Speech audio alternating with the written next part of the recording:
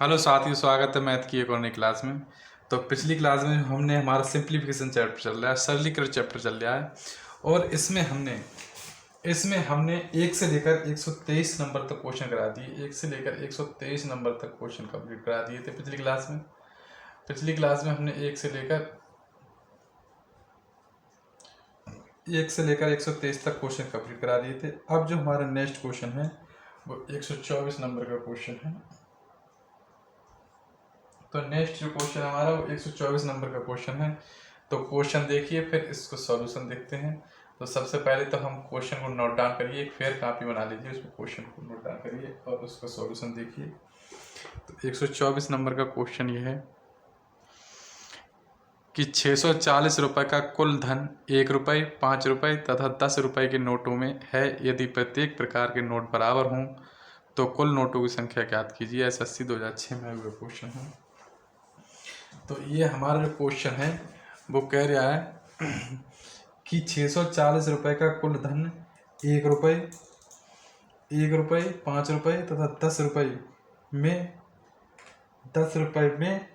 है। यदि प्रत्येक प्रकार के नोट बराबर हों तो नोटों की कुल संख्या ज्ञात कीजिए। तो नोटों की कुल संख्या ज्ञात कीजिए, ये कह रहा है कि नोटों की कुल संख्या ज्ञात कीजिए। तो इसका तो माना प्रत्येक प्रकार की जो नोटों की संख्या है, तो कुल नोटों की संख्या, तो माना प्रत्येक प्रकार की जो नोटों की संख्या है, माना प्रत्येक प्रकार के नोटों की संख्या बराबर x। माना प्रत्येक प्रकार के जो नोटों की संख्या है वो x हैगी। तो 640 रुपये का धन 1 रुपया, तो 1 रुपया का मतलब x, 1 रुपया प्लस 5 रुपये तो 5x, 5 रुपये की, सही है। तो प्रत्येक नोटों की संख्या कितनी है x, तो 5x हो गया अगर 5 रुपये के हैं। और यदि 10 रुपये के नोट हैं तो 10x हो गए। कितने हैं टोटल कि 640 रुपये का कुल धन है। कुल धन कितना हमारा 640 रुपये, 640 रुपये धन। यदि प्रत्येक प्रकार के नोट बराबर हों, सब नोट अगर बराबर हों, प्रत्येक प्रकार के नोट बराबर हों तो कुल नोटों की संख्या ज्ञात कीजिए। तो यहाँ से लिखा 5 और 1 6, 6 और 10 16x बराबर 640। गुणा की चीज़ है, इधर जाएगी तो बटे में पड़ जाएगी। तो x बराबर 640 बटे 16, 16 चौका 64, 40। तो x बराबर आ गया 40। तो जो प्रत्येक नोट हैं, हमने क्या माना, x बराबर प्रत्येक प्रकार के नोटों की संख्या कितनी x। अब कह रहा है यदि प्रत्येक प्रकार के नोट बराबर हों, यदि प्रत्येक प्रकार के नोट अगर बराबर हैं तो कुल नोटों की संख्या याद कीजिए। तो मान लिया 1 रुपये के 40 हैं और 5 के भी 40 हैं, 10 के भी 40 हैं, बराबर हैं तीनों, तो हो जाएगा 120। तो नोटों की संख्या हो जाएगी। कुल कितना धन है, तो कुल जो कितना धन है वो 120 है। कुल धन है 120। कुल जो धन है वो है 120। नोट डाउन करें अपने कॉपी में। नेक्स्ट क्वेश्चन देखते हैं। नेक्स्ट क्वेश्चन हमारा 125 नंबर का क्वेश्चन है। ये भी 124 क्वेश्चन की तरह ही है। तो 125 नंबर का क्वेश्चन भी हमारा 124 क्वेश्चन की तरह है। तो इसका हम सॉल्यूशन आपको दिखाते हैं। पहले तो क्वेश्चन नोट डाउन करिए अपनी कॉपी में। क्वेश्चन को नोट डाउन करिए। 125 नंबर का क्वेश्चन नोट डाउन करें अपनी कॉपी में, नोट डाउन करें। अब इसका सॉल्यूशन देखते हैं कि एक थैली में बराबर बराबर मूल्यों के 1 रुपये, 50 पैसे तथा 25 पैसे के 175 सिक्के हैं। ये भी पिछले उसकी तरह ही है। तो 175 सिक्के हैं, तो इस थैली में कुल धन कितना होगा ये पूछ रहा है। तो मान लेते हैं, माना प्रत्येक प्रकार के सिक्के का मूल्य वो x है। माना प्रत्येक प्रकार के सिक्के का जो मूल्य है, माना प्रत्येक प्रकार के सिक्कों का मूल्य, माना प्रत्येक प्रकार के सिक्कों का मूल्य वो x रुपये है। x रुपये है। माना प्रत्येक प्रकार के सिक्के का जो मूल्य है वो x रुपये है। अब क्या कह रहा है, थैली में बराबर इसमें भी बराबर बराबर मूल्यों के हैं। बराबर बराबर जब मूल्यों के हैं तो 1 रुपये, 50 पैसे तो 25 पैसे 175 सिक्के इस थैली में कुल कितना धन है। तो अगर हमारा रुपये में देखते हैं तो रुपये में बदल ले रहे हैं। तो पहले तो 1 रुपया है, 1 रुपया है तो यानी x प्लस 50 पैसे हैं, 50 पैसे को अगर रुपये में बदलेंगे, 50 पैसे को रुपये में बदलेंगे तो आधा हो जाएगा हाफ, तो 2x हो जाएगा। प्लस 25 पैसे हो तो 25 चौका 100, तो चौथा भी भाग है तो 4x हो जाएगा बराबर 175 सिक्के। हमने इसको क्या किया, हमने रुपये में बदल लिया। 50 पैसे हैं तो 1 रुपए के 2 सिक्के होते हैं, 1 रुपए में 2 सिक्के होते हैं तो 2x होगा। 50 पैसे के 1 रुपए के 2 सिक्के होंगे, 50 पैसे मिलके 1 रुपया बनता है तो 2 लिख दिया। अब 25 है तो 25 25 25 25 25 चौका 100, 4 सिक्के मिलके 1 रुपया बनेगा। तो 4 सिक्के, 1 सिक्के ये हैं, 2 सिक्के ये हैं, 2 50 पैसे के 2x और 25 पैसे के 4x मान लीजिए 175, इनको ऐड कर देंगे 3 और 4 3 7x बराबर 175। x का मान निकाल लेंगे 175 बटे 7, तो 7 दूनी 14, 3 बच्चे 7 पंजे 35, तो x बराबर जो आ गया हमारा 25 आ गया। x का मान 25 आएगा। फिर वो कह रहे हैं एक थैली में बराबर बराबर मूल्यों के सिक्के हैं, जब बराबर है तीन प्रकार के सिक्के हैं तो फिर हम ऐड कर देंगे 25 25 25, तो ये 75, तो 75 आ जाएगा, 75 रुपये आ जाएंगे। कितने रुपए हो जाएंगे हमारे, 75 रुपये हो जाएंगे। तो यही हमारा आंसर ए ऑप्शन में है, ए ऑप्शन में है हमारा 75 रुपये। तो ए ऑप्शन में हमारा 75 रुपये हमारा आंसर आ जाएगा। ए ऑप्शन में हमारा 75 रुपये आ जाएगा आंसर, ए ऑप्शन में है 75 रुपये हमारा आंसर आ जाएगा। कैसे आ जाएगा, ध्यान से एक बार दोबारा समझ लें। एक थैली में बराबर बराबर मूल्यों के सिक्के हैं, बराबर मूल्यों के जो हमारे सिक्के आएंगे एक थैली में, तो 1 रुपए के कितने हैं, 1 रुपए का तो एक ही है, और 50 पैसे के हैं उसमें, और 25 पैसे के हैं। एक थैली में बराबर मूल्यों के 1 रुपए के हैं, 50 पैसे के 25 पैसे के। 175 से कितना रुपये में बदल दिए तो यहाँ तो x आ जाएगा, और यहाँ 50 पैसे के हैं तो 2x आ जाएगा। 50 पैसे मिलकर 1 रुपये बनता है। यहाँ 25 चौका 100 1 रुपये मिलता है, चौथा भाग तो 4x लिख दिया बराबर 175। हमने इनको ऐड कर दिया, 2 और 1 3 4 3 7x बराबर 175, x बराबर 175 बटे 7। ऐसे सिक्कों के क्वेश्चन एग्जाम में जरूर पूछे जाते हैं, तो आशा उम्मीद करता हूँ इनका बेस मेथड आप सीखने का प्रयास करें। बेस अगर इसकी ट्रिक सीखोगे तो ये कई प्रकार से आते हैं सिक्कों के, गलत कर दोगे आप क्वेश्चन एग्जाम में, इसलिए इसका बेस सीखते हैं हम। बेसिक मेथड सिख रहा है, वैसे भी तो इसका शॉर्ट ट्रिक भी होता है, लेकिन मैंने बेस मेथड सिख रहा है, इसका शॉर्ट ट्रिक भी होता है। कैसे होता है शॉर्ट ट्रिक देखिए,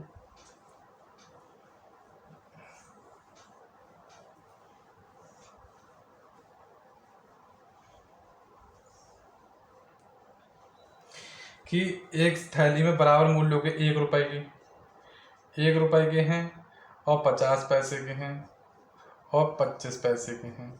तो 1 रुपए के तो 1 रुपया में अगर बदल रहे हैं तो 1 रुपया तो हो ही गया। यहाँ 50 पैसे तो 2 रुपया हो गया, सही है, 1/2 हो गया, सही है, और जो 1/4 भाग हो गया, ठीक है, 1/4 भाग हो गया। या अब इसे रुपये हम बदलेंगे तो इसे ऐसे प्रकार लिख सकते हैं, इसे हम इसका 1 और यह 2 रुपया, और यहाँ 4 2 6 और 1 7, 7 का मान कितना 175, 1 का मान 7 दूनी 14, 7 पंजे 35, और बराबर बराबर हैं, तीनों बराबर बराबर, तो 25 प्लस का 25 प्लस का 25 75।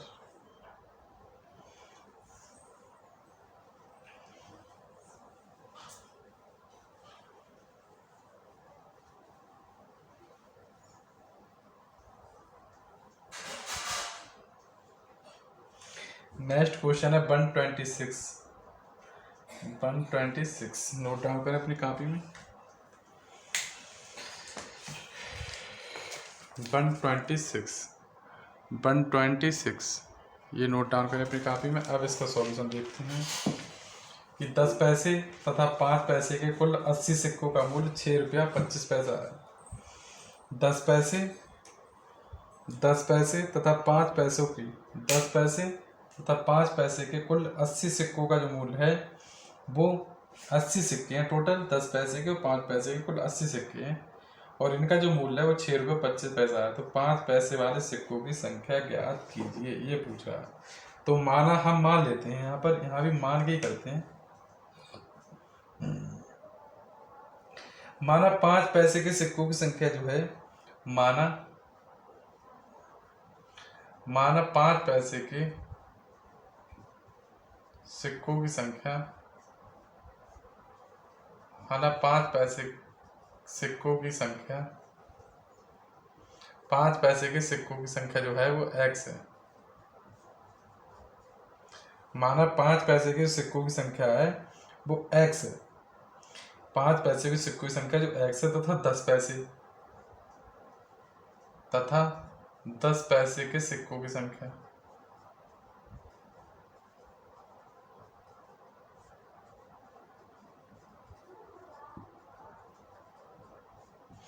अब 10 पैसे 5 पैसे की संख्या x है। टोटल सिक्के हैं कितने बैग में? 80 सिक्के हैं। टोटल कितने सिक्के हैं? 80 सिक्के हैं।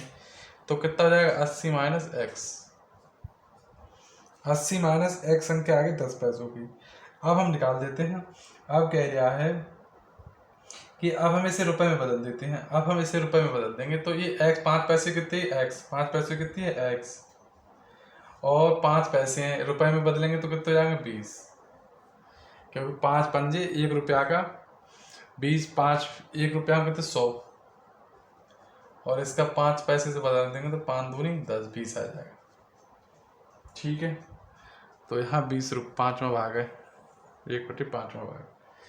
अब इसे भी हम रुपए में जरूर चेक करके चेंज करें, क्योंकि रुपए में दे रखा है 6 रुपये 25 पैसे। अब 10 पैसे के निकाल लेंगे। तो 10 पैसे के वो हमारे कितने हैं? 80 माइनस एक्स, और बटे 10 पैसे के कितने? 10 10 ढाई 100, बराबर हैं कितने? 6 रुपया 25 पैसा, 6 रुपया 25 पैसा है। अब हम इसकी 2 से मल्टीप्लाई ऊपर कर लेंगे। क्यों करते हैं? क्योंकि हमने हर समान करने हैं, हमें हर समान करने हैं, हर समान करने हैं।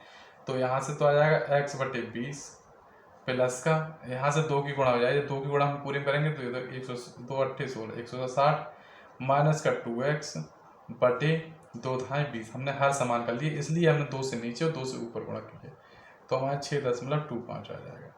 ठीक है, अब हम इसका जो हर समान है तो हर समान ही रह देंगे बटे 20। अब यहाँ से x प्लस का 160 माइनस का 2x बराबर 6.25 आ गया। अब अगर यहाँ से हम दशमलव हटाएंगे, यहाँ से हम दशमलव हटा दिया तो यह नीचे आ गए 100। अब हम इसे डिवाइड कर देंगे तो 20 पंजे 100, 5 आ गया, 20 पंजे 100, 5 आ गया।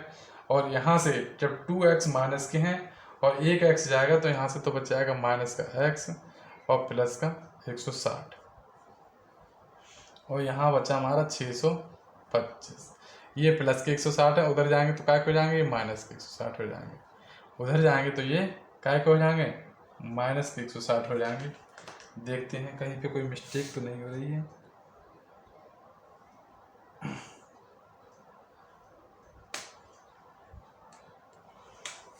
ठीक है, यहाँ नीचे 5 हैं तो यहाँ से हम काट देंगे। 5 एकम 5, 1 बचा, 5 दूनी 10 और 5 25, 125 आ गया। तो यहाँ से आ गया 125, और ये प्लस के 60 है, इधर जाएंगे तो काय को जाएंगे? माइनस के 60। तो माइनस एक्स में से अब ये कटा देंगे, 10 में से 5 गए तो 5 बची, यहाँ रह गया 5, 5 में से 2 गए तो 3 बची, 35 आ गया। यहाँ माइनस के 35 आया, माइनस से माइनस कैंसिल हो गया, और जो x बराबर जो हमारा आया वो 35 आया। x बराबर जो आया वो हमारा 35 आया, x बराबर जो आया वो 35 आया। वो यही पूछ रहे हैं वो कि क्या पूछ रहे हैं कि 5 पैसे वाले सिक्कों की संख्या याद कीजिए। तो 5 पैसे वाले सिक्कों की संख्या हमने x मानी है, तो हमारा जो मान आ गया x का वो आ गया हमारा 35 आ गया। 5 पैसे सिक्कों की मूल्य कितना, सिक्कों की संख्या जो आ गई वो 35 आ गई। और ये जो ऑप्शन में है हमारी, कौन से ऑप्शन में? ये बी ऑप्शन में है, बी ऑप्शन में ये आंसर है। तो ये नोट डाउन करें अपनी कॉपी में। अब नेक्स्ट क्वेश्चन की तरफ चलते हैं। 127 क्वेश्चन नंबर हमारा जो नेक्स्ट है वो 127 है। तो देखिए 127 क्वेश्चन। नेक्स्ट क्वेश्चन जो हमारा है 127 है, तो नोट डाउन करें अपनी कॉपी में। 127 क्वेश्चन। सुमित के पास कुछ 100 रुपये के वाले तथा शेष 50 रुपये वाले कुछ 85 नोट हैं। इन सभी नोटों का कुल मूल्य 5000 रुपये है, तो उसके पास 50 रुपये वाले नोटों का कुल मूल्य कितना होगा? तो ये पूछ रहा है तो इसका हम क्वेश्चन का आंसर करते हैं। तो ऊपर वाले क्वेश्चन की तरह ये 100 रुपये वाले 50 रुपये कुल 85 नोट हैं। इन सभी नोटों को कुल मूल 5000 रुपये है, तो उसके पास 50 रुपये नोट की कुल संख्या है। तो माना 50 रुपये वाले नोटों की संख्या बराबर x तथा 100 रुपये वाले नोटों की संख्या 100 रुपये वाले जो नोट हैं 100 रुपये वाले नोटों की संख्या 100 रुपये वाले नोटों की संख्या जो मान ली हमने 85 माइनस एक्स 85 माइनस एक्स 100 रुपये वाले नोटों की संख्या जो हमने मान ली वो 85 माइनस एक्स मान लिया। ठीक है, अब इसकी हम इक्वेशन बनाते हैं कि कुल नोटों को जो कुल मूल्य है वो 5000 रुपया। तो 50 रुपये वाले कितने नोट हैं एक्स, तो 50 रुपये वाले कितने नोट हैं हमारे पास एक्स, प्लस 100 रुपये वाले हमारे पास कितने नोट हैं 85 माइनस एक्स बराबर है टोटल मूल्य कितना हमारा 5000 रुपये। खोल देंगे हम 50x प्लस का 100 की गुणा जब 85 करेंगे तो 85 एकम 85 2 जीरो बढ़ गया माइनस का 100x बराबर 5000। ये प्लस में जब उधर जाएंगे तो काय में हो जाएंगे, ये माइनस में हो जाएंगे। तो 100x में से जब 50x गए तो माइनस के 50x बचा, माइनस का 50x, और 5000 रुपये में से जब 8500 सब्ट्रैक्ट कर देंगे तो यहाँ से तो 50x आ गया, और यहाँ से 0 0 10 में से 5 गया तो 5 बची, और 10 5 या घटाना है सॉरी, तो यहाँ से घटाएंगे 0 से 0 0, इस 0 से ये 0, 5 के 5 उतर जाएंगे, 8 में से 5 गए तो 3 बचे, माइनस के बचेंगे क्योंकि माइनस के 50 से ज़्यादा, माइनस से माइनस हमारा कट गया, और 50 से तो गुणा की चीज़ काम जाती है, हमने बताया 50 बार गुणा की चीज़ काम जाती है, गुणा की चीज़ जो होती है वो बटे में जाती है, 50 आ जाएंगे, यहाँ से 0 खत्म हो गया, 5 7 35, तो x का जो मान आ गया वो आ गया हमारा 70। x का जो मान आ गया 70, और x हमने माना क्या है, x हमें माना है 50 रुपये की नोटों की संख्या कितनी आएगी 70, 50 रुपये की नोटों की संख्या कितनी आएगी 70, और पूछ क्या रहा है, क्वेश्चन पूछ रहा है उसके पास 50 रुपये वाले नोटों का कुल कितना मूल्य है। तो कुल मूल्य ज्ञात करना है 50 रुपये के नोट वाले का कुल, तो 50 रुपये की ये तो नोटों की संख्या आ गई 70 नोटों का कुल मूल्य, 50 रुपये वाले नोटों का कुल मूल्य ज्ञात करना है। ये तो नोटों की संख्या आ गई, संख्या कितनी आ गई 70, और हैं कितने 50 रुपये के हैं, तो 7 पंजे 3500, 3500 रुपये हमारा ये आंसर आ जाएगा। तो ये हमारा सी ऑप्शन में है 3500 रुपये, ये हमारा आंसर। तो 50 रुपये के जो नोटों की जो कुल नोट है 50 रुपये के वो 3500 नोट है। 50 रुपये की नोटों की संख्या x मान ली, x कितना है 70, और निकालना है 50 रुपये के कुल मूल्य कितने हैं, तो 3500 रुपये होंगे। नेक्स्ट क्वेश्चन जो हमारा है वो 128 है, तो नोट डाउन करें 128। तो 128 क्वेश्चन है, तो 128 क्वेश्चन को याद रखें, तो नोट डाउन करें 128 क्वेश्चन को नोट डाउन करें फिर कापी में। 128 क्वेश्चन को नोट डाउन करें। राम ने एक दुकान से 50 किलोग्राम चावल कुल 240 रुपये में खरीदे हैं। इसमें से कुछ भाग उसने 4 रुपये 50 पैसे प्रति किलोग्राम तथा शेष 5 रुपये किलोग्राम की दर से खरीदा। उसने सस्ता चावल कितने रुपए खरीदा, ये भी याद करना है। तो सिंपल क्वेश्चन है, ये देखने में हार्ड लगते हैं थ्योरेटिकल क्वेश्चन, लेकिन ये होते चाहिए। तो राम ने एक दुकान से 50 किलो चावल कुल 240 रुपये में खरीदे हैं। तो 50 किलोग्राम जो चावल उसने खरीदे हैं वो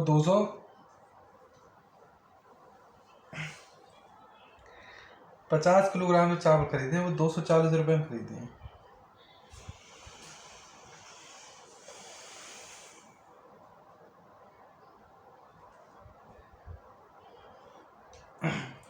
लेकिन उसने कुछ भाग 4 रुपये 50 प्रति किलोग्राम तथा 5 रुपये प्रति किलोग्राम की दर से खरीदा। तो उसने सस्ता चावल कितना खरीदा। तो ये पूछ रहा है कि उसने सस्ता चावल है वो कितना खरीदा। तो देखिए माना सस्ता चावल उसने खरीदा है x किलोग्राम। बेसिक मेथड से करते हैं हम, बेसिक। तो माना सस्ता चावल, माना सस्ता चावल खरीदा बराबर x kg। ठीक है, उसने सस्ता चावल खरीदा है x किलोग्राम। ठीक है, तथा महंगा चावल जो खरीदा है, महंगा चावल खरीदा है वो सस्ता चावल तो माना x किलोग्राम खरीद लिया, और जो महंगा चावल खरीदा है वो खरीदा है, टोटल चावल खरीदा कितना 50 किलोग्राम। वहाँ में से सस्ता चावल हमने घटा दिया, तो हमारा कितना बचा, हमारा महंगा चावल ही बचा। 50 किलोग्राम तो उसने टोटल खरीदे हैं और x किलोग्राम उसने सस्ता खरीद लिया, तो हमारा बचा कितना, हमारा महंगा चावल बचा। अब देखिए क्या कह रहा है कि कुछ भाग उसने 4 रुपये 50 पैसे प्रति ग्राम के हिसाब से बेच दिए। तो माना सस्ता भाग उसने जो बेचा है, कुछ भाग उसने 4 रुपया 50 पैसा इधर से बेच दिया, सही है। तथा शेष भाग जो उसने बेचा है, शेष महंगा भाग जो बेचा है 50 माइनस x बेचा है, वो 5 रुपये प्रति किलोग्राम के हिसाब से खरीदा है। लेकिन जो कितने रुपए में खरीदा था उसने, टोटल 240 रुपये में। लेकिन जो वैल्यू थी वो 240 रुपये थी, अब हम इसको करेंगे, किस प्रकार करेंगे देखें। तो हम सॉल्व करते हैं इसको। तो अगर हम इसका 10 पर हटाएंगे तो ये 100 आ जाएगा नीचे, यहाँ से कट गया, और 5 नेम 45, 5 दूनी 10, तो x इंटू 9/2 प्लस का यहाँ से हम 25 खोल देंगे, 250 माइनस 5x बराबर 240। यहाँ हम 9x/2 माइनस का 5x बराबर, ये प्लस के 250 ये उधर जाएंगे तो ये माइनस के हो जाएंगे, 2 इधर हैं, जब इधर जाएंगे तो गुणाम पहुंच जाएंगे, तो 9x माइनस का 10x/2 बराबर 240। 50 में से 240 का तो माइनस का 10,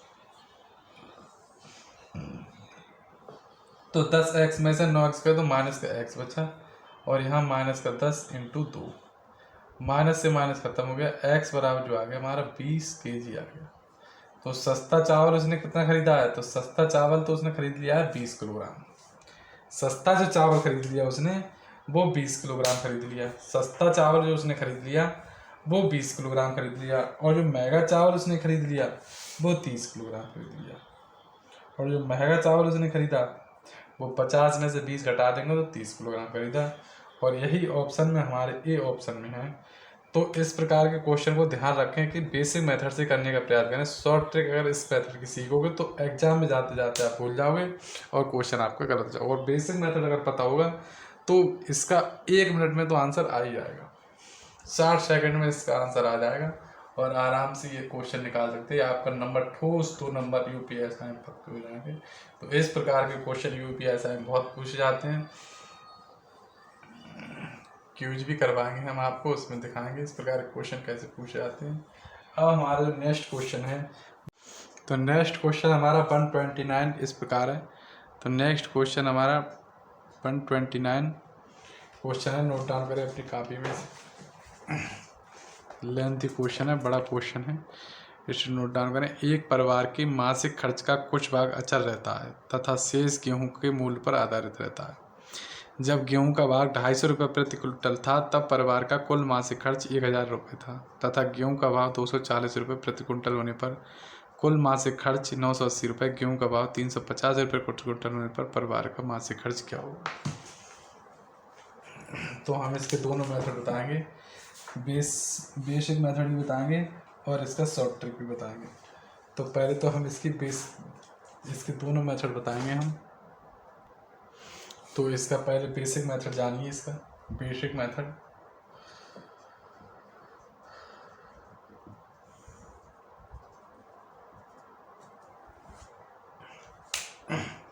तो कह रहा है एक परिवार के मासिक खर्च का कुछ भाग अचल रहता है। मासिक खर्च का तो अचल भाग, मासिक खर्च का अचल रहता है, तो माना अचल का मतलब नियत रहता है, माना सी रहता है। खर्च जो हमारा मासिक खर्च है उसका वो नियत रहता है। खर्च मासिक खर्च नियत रहता है, कुछ भाग अचल रहता है। तो माना खर्च का कुछ भाग तो एक्स मान लिया अचल रहता है। तो जो खपत है वो हमने वाई मान ली, तथा जो खपत है हमारा, जो कुछ भाग तो हमारा मान लो कुछ खर्चे वो तो नियत ही रहता है, ना बढ़ रहा है ना घट रहा है, लेकिन कुछ खपत हमारी वो एक्स है। ठीक है। अब देखिए, तथा शेष गेहूं के मूल्य पर आधारित है। शेष हमारे गेहूं के मूल्य पर, ये खपत है बस गेहूं के मूल्य पर आधारित है। जब गेहूं का भाग 250 रुपये प्रति कुंटल था, तो कुछ भाग तो हमारा अचल है, कुछ खर्च तो हमारा अचल है, लेकिन कुछ खर्च हमारा गेहूं के भाव पर निर्भर करता है। जब हमारा 250 रुपये प्रति कुंटल गेहूं था, तब हमारा खपत हमारी मान लो एक्स हो रही थी, तब हमारा जो मासिक खर्च था वो 1000 रुपये था। ठीक है, इसे क्वेश्चन हम फर्स्ट मान लेते हैं। लेकिन फिर तो अगले महीने में कुछ अचल रहता है, लेकिन गेहूं का भाग हमारा अचानक से 240 रुपये प्रति कुंटल हो गया, कम हो गया, तब हमारा जो मासिक खर्च था वो 980 रुपये था। तब हमारा मासिक खर्च 280 रुपये था। बस क्या करेंगे हम, इस इक्वेशन फर्स्ट में से सेकंड को घटा देंगे। घटाने पर चिन्ह चेंज हो जाते हैं, प्लस का है तो माइनस हो जाएंगे, प्लस का है तो माइनस हो जाएंगे, ये प्लस का है तो माइनस, तो ये कैंसिल हो जाएगा। 250 में से माइनस के 240 गए तो 10 एक्स बची, बराबर प्लस के 1000 में से 980 गए तो 20 बचे। तो जो एक्स का मान आ गया वो आ गया हमारा, तो 10 दूनी 20, एक्स का मान आ गया। जो खपत आ गई हमारे 2 रुपये घट बढ़ रही है हमारी। अब क्या पूछ रहा है, अब यहाँ से हम एक्स का मान समीकरण 1 में लगा देंगे। समीकरण 1 में लगाने पर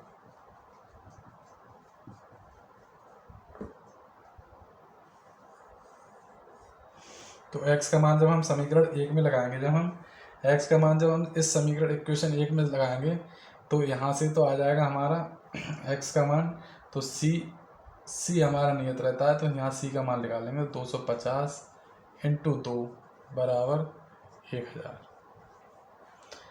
तो 250 दूनी 500। जब 1000 में से हमारे माइनस के 500 होंगे, तो c का मान आ जाएगा, वो आ जाएगा 500 रुपये आएगा सी का मान। सी का मान कितना आएगा, जो नियत खर्च है वो 500 रुपया तो नियत ही रहता है। अब कह रहा है यदि गेहूं का भाग 350 रुपये प्रति कुंटल, तो सी तो ये नियत रहता है 500 रुपया, प्लस अब गेहूं का भाग 350 रुपये हो जाता है, तब जो हमारी खपत है वो 2 रुपये बढ़ रही है, 2 रुपया चेंज है, तो 500 प्लस 35 दूनी 70, 700, 1200 आ गया। 12 मासिक खर्च कितना आ गया, तब हमारा 1200 आ जाएगा। तब परिवार का जो मासिक खर्च आ जाएगा वो 1200 रुपये आ जाएगा। अब हम इसका शॉर्ट ट्रिक देखते हैं, इसकी शॉर्ट ट्रिक देखते हैं। अब शॉर्ट ट्रिक देखिए क्वेश्चन की, एक परिवार का मासिक खर्च का भाग अचल रहता है, कुछ भाग तो अचल रहता है, तो 240 कुछ गेहूं के मूल्य पर आधारित रहता है। जब गेहूं का भाग 250 रुपये कुंटल था, 250 रुपये जब कुंटल था, तब जो मासिक खर्च था वो 1000 रुपये था। लेकिन जब ये भाव 240 रुपये कुंटल हो जाता है, जब ये गेहूं का भाव गिर जाता है 10 रुपये, तब मासिक खर्च पे भी अंतर पड़ता है, तब 980 हो जाता है।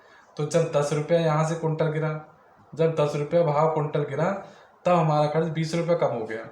अर्थात जब एक रुपया कुंटल के हिसाब से हम इसका जब मान निकालेंगे 1 यूनिट का, तो 2 आ जाएगा। 1 यूनिट का 2 आ गया।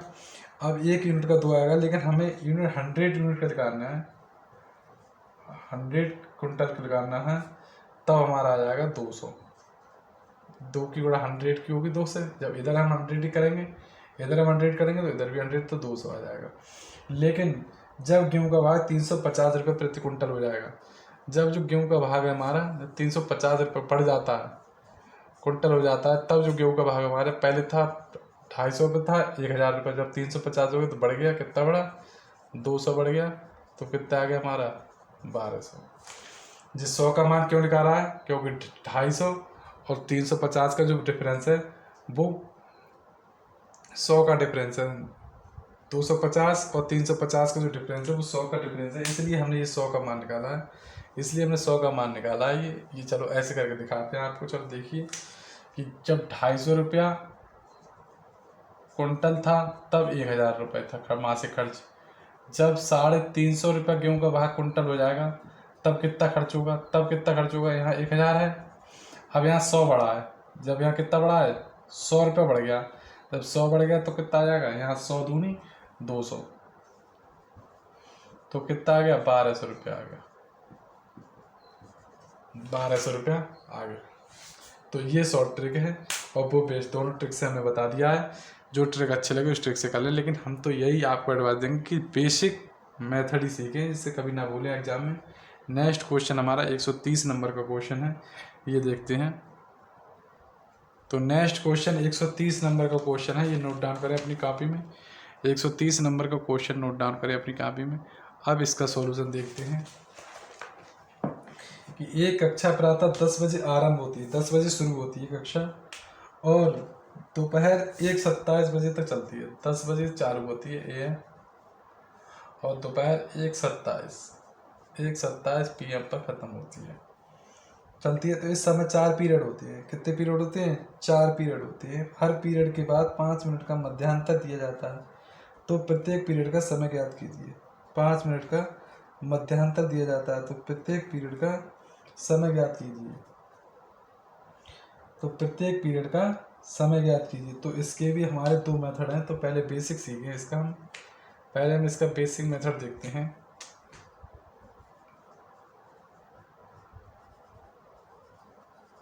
बेसिक मेथड देखिए, माना प्रत्येक पीरियड का जो समय है वो x मिनट है, माना प्रत्येक पीरियड का समय x मिनट है, माना प्रत्येक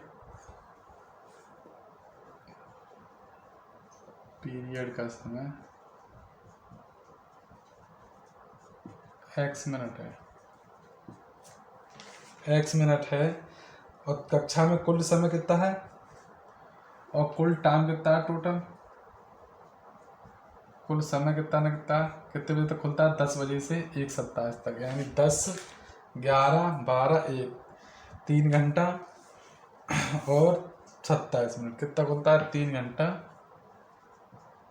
3 घंटा 27 मिनट। इसको हम मिनट में चेंज कर लेंगे, तो 60 तियाँ 180, 60 तियाँ 180 प्लस का 27, ये टोटल मिनट हो गए। तो 180 प्लस का 27, तो 7, 8, 10 कुछ गुना से लगा 1 और 2, 207 मिनट आ गए, 207 मिनट आ गए। अब क्या पूछ रहा है, 207 ये मिनट निकल आए।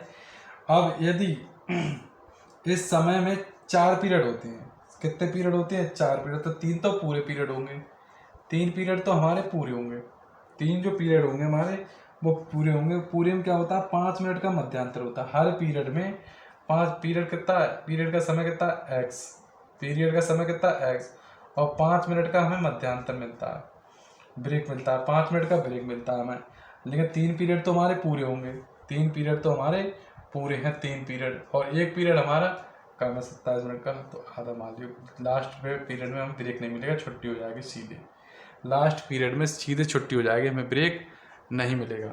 लेकिन टोटल ब्रेक नहीं मिलेगा, और है कितने मिनट टोटल, 207 मिनट है। तो हम इसको खोल लेंगे, ध्यान से समझिए। प्रत्येक पीरियड का समय कितना हमारा x मिनट है, कुल समय हमारा कितना 3 घंटे 27 मिनट विद्यालय खुलता है, यानी 207 मिनट खुलता है विद्यालय, और हर पीरियड में हमें 5 मिनट का ब्रेक मिलता है। तो 3 पीरियड तो हमारे पूरे ब्रेक मिलेंगे, लास्ट वाले में छुट्टी हो जाएगी, तो उसमें ब्रेक का कोई मतलब नहीं है। तो 3 तो पूरे हुए, तो 3x प्लस का 15 प्लस का x बराबर 207। अब 3x और 1x कितना हो गया, 4x, 3x और 1x कितना हो गया, 4x, 4x प्लस का 15 बराबर 207। प्लस के 15 उधर जाएंगे तो काय के हो जाएंगे माइनस के 15, तो 207 माइनस के 15, तो 4x बराबर 7 में से 5 के 2 बची, और यहाँ 10 में से 1 गया तो 9 बचा, और यहाँ 101 बचा। तो जो x का मान आ गया वो आ गया 192/4, जो 4 चौक 16, 3 बचा, 4 अट्ठे 32। तो प्रत्येक पीरियड का जो समय होगा वो हमारा 48 मिनट होगा।